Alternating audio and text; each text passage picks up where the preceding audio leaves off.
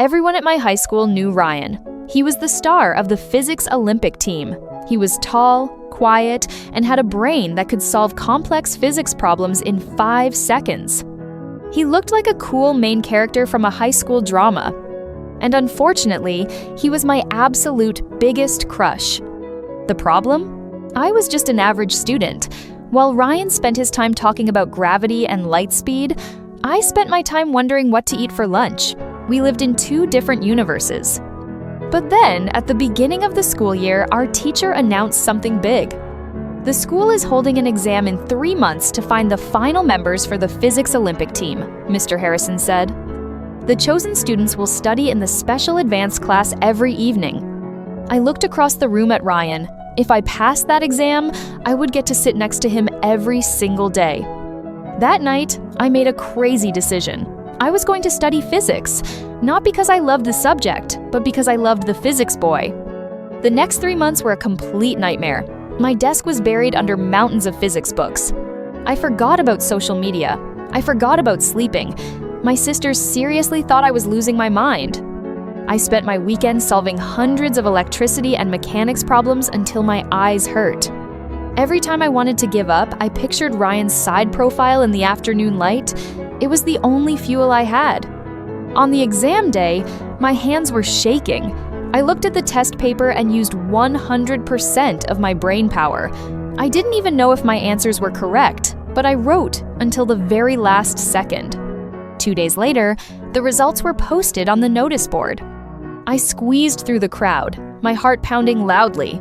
I scanned the list from the top, but didn't see my name. I felt disappointed and turned to leave. But then, my friend screamed, "Alex, look at the very bottom!"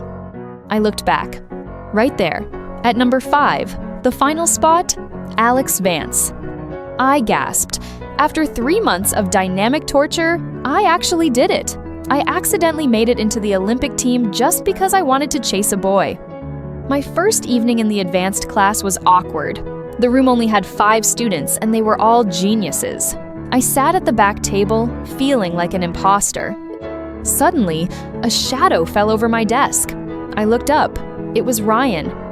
Without asking, he pulled out a chair and sat right next to me. My brain instantly stopped functioning. "I saw your exam paper," Ryan said, his voice low and calm. "Oh," I squeaked, feeling embarrassed. "Was it that bad?"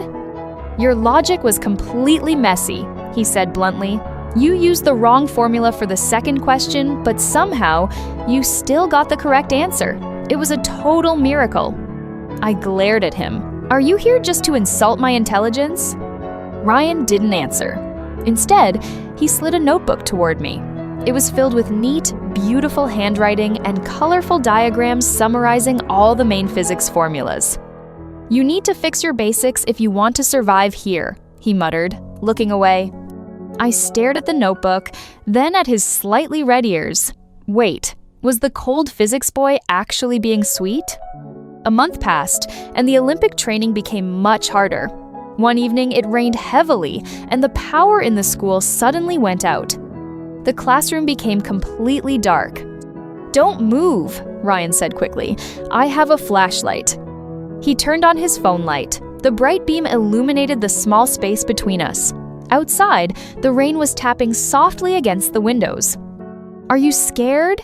he asked, looking at me carefully. "A little," I admitted. "Physics is scary enough.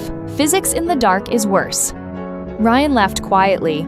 It was the first time I had ever heard him laugh. It was a really nice sound.